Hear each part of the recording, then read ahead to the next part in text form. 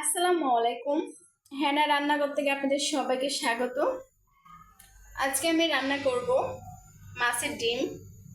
নিয়ে নিলাম মাছের সাথে মাছের তেল চর্বি যেগুলো থাকে গুঁড়ি, এগুলো নিয়ে নিলাম। আর রান্না করার জন্য কি কি নিয়ে নিলাম সেটা আপনাদেরকে দেখাবো। এখানে নিয়ে নিলাম পেঁয়াজ কুচি, টমেটো কুচি, এখানে নিয়ে নিলাম জিরার গুঁড়া 1 চামচ, হলুদের গুঁড়া 1 চামচ, মরিচের গুঁড়া 1 চামচ, স্বাদ মতন নিয়ে নিলাম লবণ, নিয়ে নিলাম রসুন। রসুনটা আমি বাটি নাই, আমি ছেঁচে নিছি। আমি চুলাতে একটা কড়াই বসিয়ে দিলাম। এখন দিয়ে দেব তেল।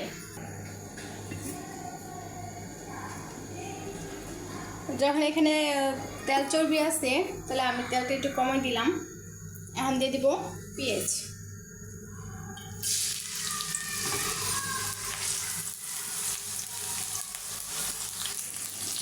কম বেশ মাছের ডিম খেতে সবাই পছন্দ করে, তেল আর মাছের ডিম।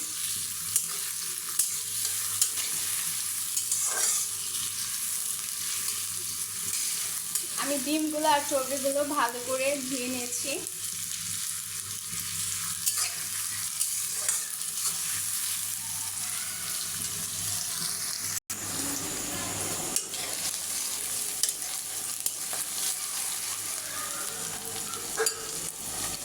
দিয়ে দিব কয়েকটা কাঁচামরিচ।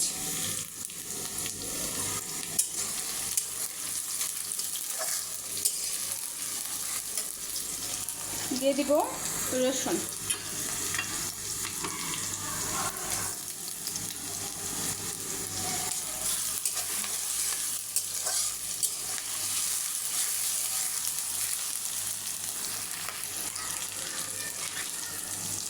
দিয়ে দিব মশলাগুলো।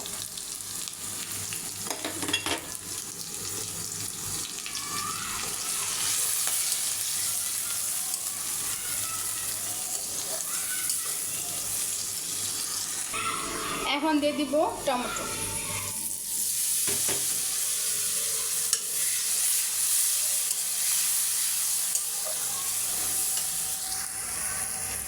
আমি অন্য কোনো পানি ব্যবহার করব না, টমেটো থেকে যে পানিটা বের হবে সে পানিটা দিয়ে আমি মশলাটা কষাই নেব। মশলার সাথে তেলটা আলুটা হয়ে গেছে। এখন দিয়ে দেব ডিম।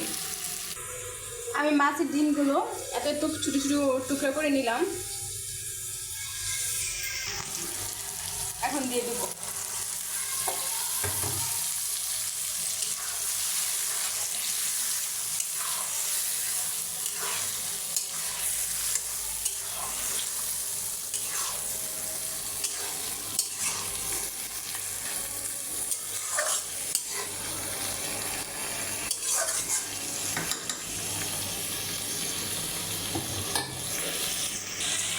মাছের ডিম থেকে পানি বের হবে, পানি দিয়ে ডিমটা কষিয়ে নেব।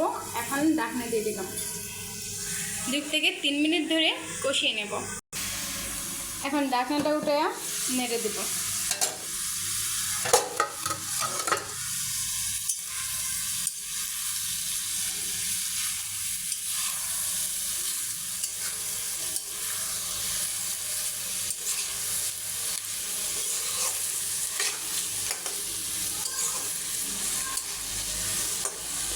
কষানো হয়ে গেছে, এখন দিয়ে দেবো পানি।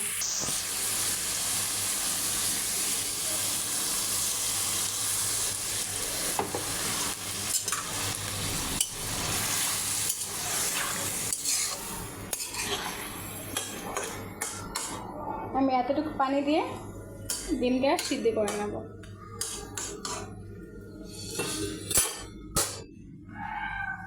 এখন ঢাকনা দিয়ে ঢেকে দেব।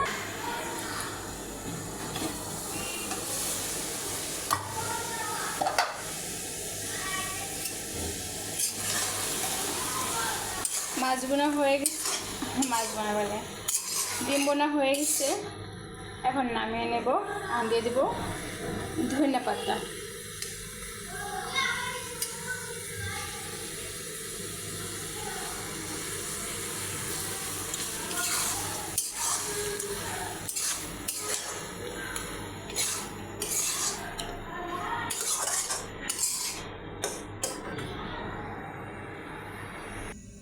দেখেন গাইস, ডিম বোনাটা কত সুন্দর হয়েছে।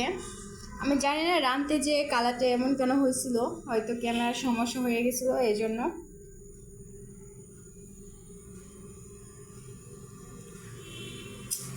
আপনাদেরকে আমি কিছু বলবো না, লাইক কমেন্ট দিতে। আপনাদের ইচ্ছে হলে আপনারা দিবেন, ইচ্ছে না হলে দেন না।